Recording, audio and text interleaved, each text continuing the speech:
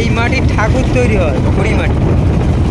তো বন্ধুরা চলে এলাম সাদা মাটির দেশে। এই উঁচু উঁচু মাটির ঢিবি। তারপর লক্ষ্য করলাম এগুলো মাটির ঢিবি না, এগুলো হলো খনিজ মাটি। মাটি থেকে যেমন কয়লা খনিজ পদার্থ হিসাবে আমরা উৎপাদন করে থাকি, মানে আমরা দেখে থাকি, তেমনি এই মাটিগুলো তেমনই। তো রাস্তার দিকে চারিদিকে শুধু এরকম সাদা সাদা মাটি দেখতে পেলাম। তো পরে জিজ্ঞাসা করে জানা গেল যে এই মাটিগুলো হচ্ছে খড়ি মাটি। তো এই এলাকাটা এইভাবেই মাটি খনন করে এই মাটিগুলো বিক্রি করা হয়। তো দেখে খুব সুন্দর লাগলো, যে এমন একটা জায়গা খুব ভালো লাগলো এসে।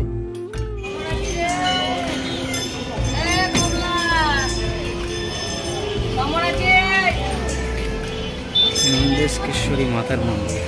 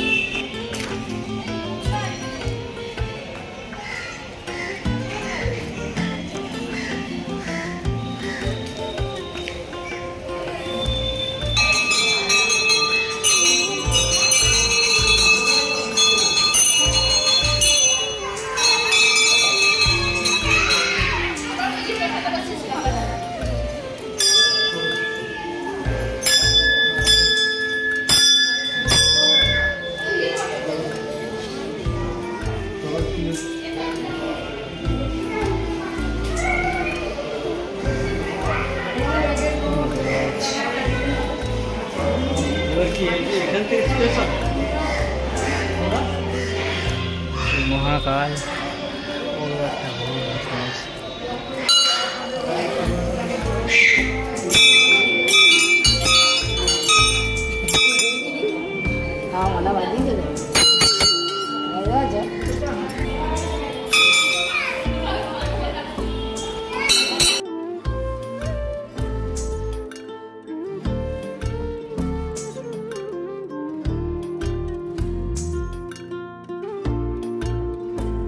মন্দিরের ডান দিকে যদি দেখো তো এখানে তোমরা দেখতে পাবে শিবলিঙ্গের মূর্তি, এবং এইদিকে যে মন্দিরগুলো রয়েছে এগুলো মন্দিরের ভিতরে রয়েছে মায়ের ছানাপোনারা, অর্থাৎ লক্ষ্মী, গণেশ, সরস্বতী, কার্তিক, মায়ের যে ছেলেপুলেগুলো থাকে তারা এই প্রত্যেক মন্দিরের ভিতরে।